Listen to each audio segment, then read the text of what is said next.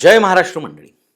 महाराष्ट्रात भेसळखोराविरोधात धडक कारवाई सुरू असतानाच आता एफडीए आयुक्त तुकाराम मुंढे यांनी दूध आणि दुग्धजन्य पदार्थाबाबतही मोठा निर्णय घेतला आहे. राज्यभरात दूध भेसळ रोखण्यासाठी 8 महत्त्वाचे नियम लागू करण्यात आलेले आहेत. हे नियम नेमके काय आहेत? कोणाला त्याचे पालन करावं लागणार आहे? महाराष्ट्रात अशा नियमांची गरज का भासली?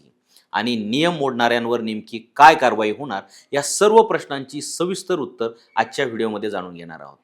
नमस्कार मंडळी, मी पी के भांडवलकर आणि तुम्ही पाहतात सत्ता मंच. बातमी नव्हे तर बातमी मागचं विश्लेषण.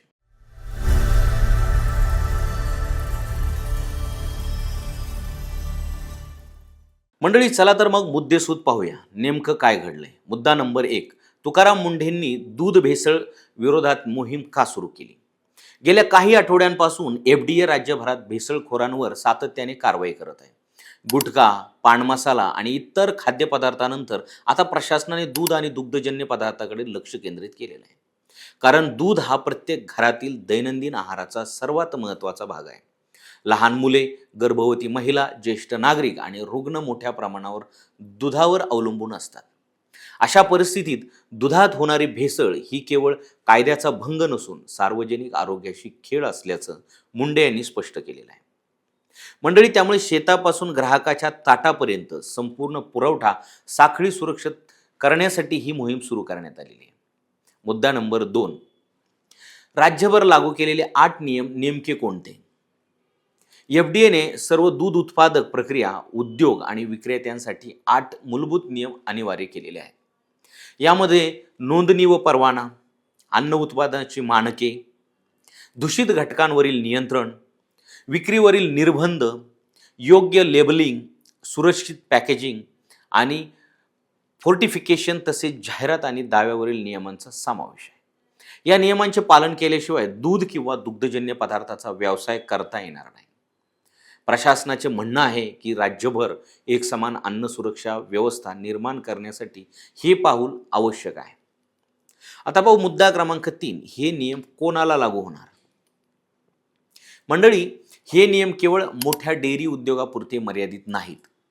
दूध संकलन केंद्र, दूध शीतकरण केंद्र, दुग्ध प्रक्रिया उद्योग, पॅकिंग युनिट्स, वितरक, वाहतूकदार, किरकोळ विक्रेते, बल्क मिल्क विक्रेते, स्वयंचलित दूध विक्री केंद्र तसेच पनीर, खवा, तूप, लोणी, दही, चीज, दूध पावडर, फ्लेवर्ड मिल्क आणि आईस्क्रीम तयार करणाऱ्या किंवा विकणाऱ्या सर्वांना हे नियम लागू असतील. म्हणजे संपूर्ण दूध व्यवसाय आता एफडीएच्या नव्या नियमांच्या कक्षेत येणार आहे. मुद्दा क्रमांक 4, तपासणीत कोणत्या धक्कादायक बाबी समोर आलेल्या आहेत?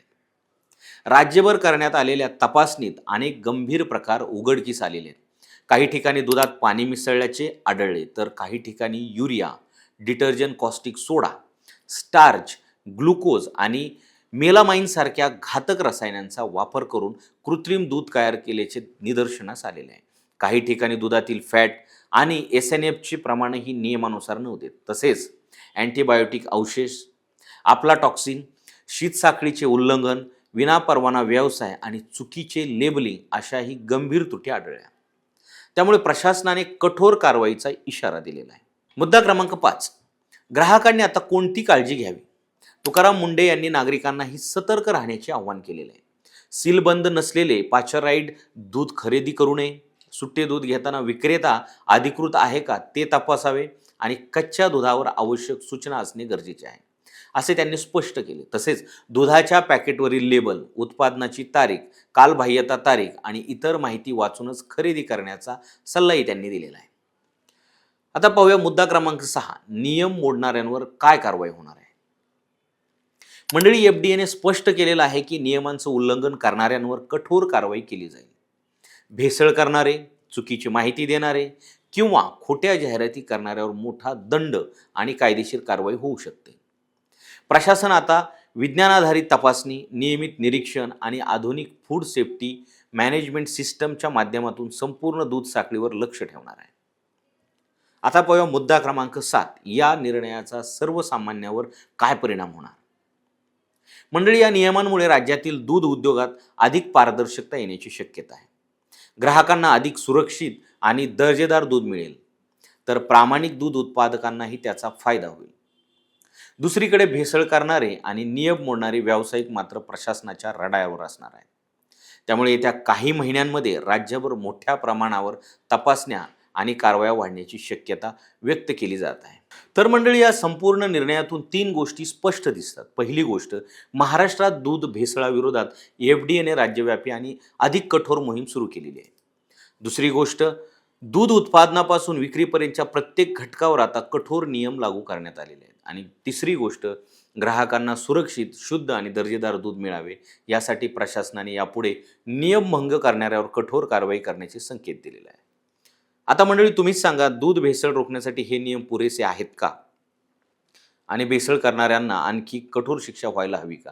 तुमचं मत आम्हाला कमेंटमध्ये नक्की लिहा आणि अशाच ट्रेंडिंग गोष्टींसाठी अपडेट जाणून घेण्यासाठी सत्ता मंच या चॅनलला सबस्क्राईब करा आणि इन्स्टा पेजला फॉलो करा.